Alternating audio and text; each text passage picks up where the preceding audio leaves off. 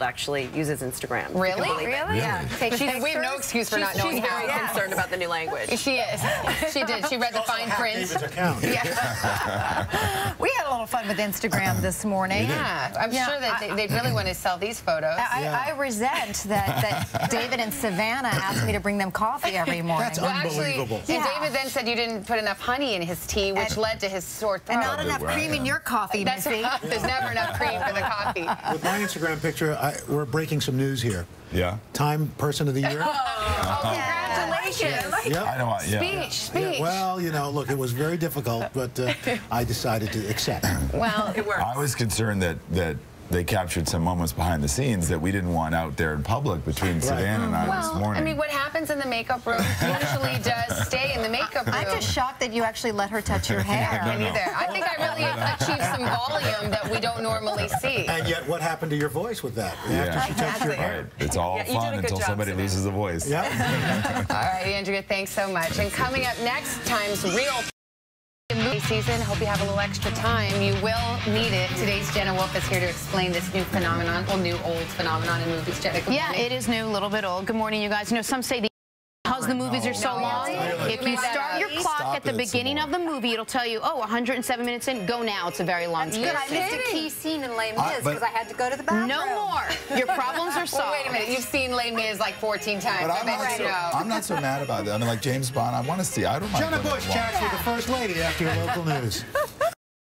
He's great Golden Globe nominee. That's right. Richard Gere. We'll talk to him about that. Coming up, meantime, I'm Savannah Guthrie alongside David Gregory, who's in for Matt, Al Roker, and Natalie Morales. How good were those cookies, by the way? Oh, my gosh. Just to So mention yummy. that. I could have just spent a few more hours with those cookies. You know, obviously, books are a great gift for the holidays, and we've got two fantastic authors, best-selling authors, to tell us which their favorite books are that might be good for your family. David Baldacci and Gillian Flynn will be here, and we'll go through their top choices. Two of our favorite authors. All right. Also coming, how to step up your personal style during the season.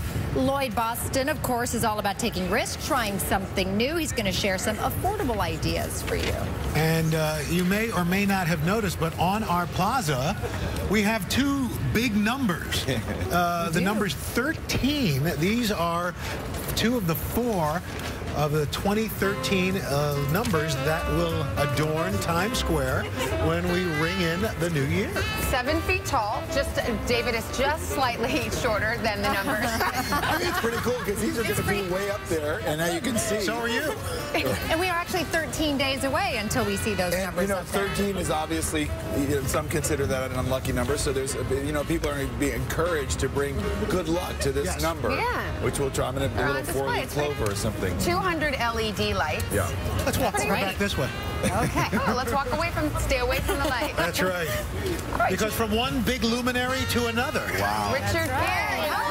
He's a star in his own way. Hi, how are you doing? Happy holidays. Hi. Good to see you again. And congratulations to you on the nomination for I go right to the pretty girl. So were you surprised, shocked, excited, elated? I had forgotten the email. Nothing was working. I drove about 5 hours to the coast with some friends in Goa. And I was in a grass hut, literally, and I had this phone, I turned it on, and there were 50 messages. And the first thing I thought was some disaster, because it was all the same day. And then it came up, and it was congratulations, congratulations, congratulations. But I totally forgot about it. This was not a big-budget Hollywood film, so for those who are not familiar with the story, tell us a little bit about it. Hopefully they're human enough that we can relate to them. But it's a terrific film. I'm very happy with this movie. You should be. So you're going to do the whole award season thing then? Get your tux out, go to the Golden Globes? I got a call. This is the thing. I've known Giorgio Armani forever. And so the first call I got when I got back was George is insisting that he makes the tux for me. Wow. Not too bad. Which is where I'm going right now. He insists. Yeah. I get a call from LL Bean. Hey. Richard Gere, congratulations to you. The movie is Arbitrage, and I suppose you can check it out on DVD, right, if you want to see it? The 21st, isn't it? 21st, it's you can get it. Don't buy those dodgy pirates. No. Do not do it. No. It is on demand, I think, on certain TV. Yeah, Well, it should be on demand. I saw it on demand. All right, thank you so much. Thank you. Congratulations. That means I go away now? Hey, watch out, let's do the weather. You're a big weather fan. Tall, man. I had no idea. You had no idea he was that tall, did you? Freakishly tall. Yeah. And He's Savannah, almost too. as tall as the 2013 lights over there. All right, let's check the weather. All right. Richard hovers. We're still on there. Great. I can do a tap dance. I can do a lot of stuff. Put up the map. Richard can help us. I think this is a great choice. One of your choices is Team of Rivals by historian Doris Kearns Goodwin, of course, which is about who he was as a human being and as a leader and everything. It kind of fit a lot of different puzzle pieces for me together, and I felt like I really understood him a lot more. I want to go back to another one. We'll skip around a little bit. The Yellow Birds that you wrote about, because I had not heard about that as I was preparing that for this. Tell me about it. Well, he's an alum from my college of All Quiet on the Western Front and the Red Badge of Courage, except that unlike Stephen Crane, Kevin Powers was a combat veteran.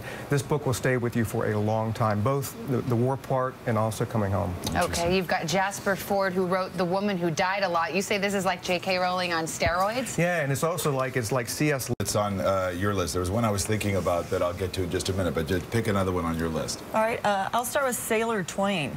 To me, this was one of my favorites. It's mermaids in the Hudson and the Gilded Age, and steamboat romance, and Did you like this one? I love a good historical mystery. This is set in 1840s New York, right as the height of the Irish potato famine. So that it's dealing with immigration and influx in this, what is a, Manhattan used to be a very small place, and so you went north of 35th Street and it was farmland. It's kind of all about dealing with the rise of this country and the politics of it, and it's a very raucous, fun mystery. You go back, David, as well to A Christmas Carol, an old classic. Why do you like that for the holidays? It's the classic antidote to commercialism during the holidays, and it sort of sets your priorities right and makes you think about what's really important. Yeah, absolutely. Obviously, it's a classic, right? It's a classic, but it's one of those that you forget why it's a classic, because I think we read it as a child and then you don't revisit it, and to look at it again as an adult, it really is. It's a very moving, kind of poignant book. Remind me the one about the protagonist who's in the Cessna, who goes beyond after who's Dog Stars. Yeah, right. Okay. Dog Stars. Yeah, tell us about that. It is a post-apocalyptic novel without any zombies in it, which I was happy to hear. It really is more about this very dreamy narrative of a guy, his great dog, his Cessna, kind of in search of other life on Earth, and what it means to have the memories that we have now of the simple ease of something like a can of Sprite or a trout on the other end of the line. It's really, really dreamy and beautiful. And this was post a big flu epidemic. This is after has wiped out a lot of the population, yeah. David, did we get everything on your list? No, Life of Pi. Yeah, Life of Pi. I haven't seen the movie yet. I really enjoyed the book. It was sort of like life at its basic level. And I love A book all about David Gregory, Introverts. Susan Cain's book called Quiet Guy. Sorry, well, you would not like this book then. For me and for the fellow introverts out there, it was a wonderful scientific look at what introversion is, and that it's okay to be introverted. Yeah, that it actually was the first time, I've spent my life apologizing for being kind of shy and being introverted, and it actually kind of made me happy and proud to be among those who do turn in more than outward. Well, it's a great list. David Baldacci and Gillian Flynn. It's nice to get some high-powered talent doing your book recommendations, making our shopping easy. Thank you so much. Thank you both.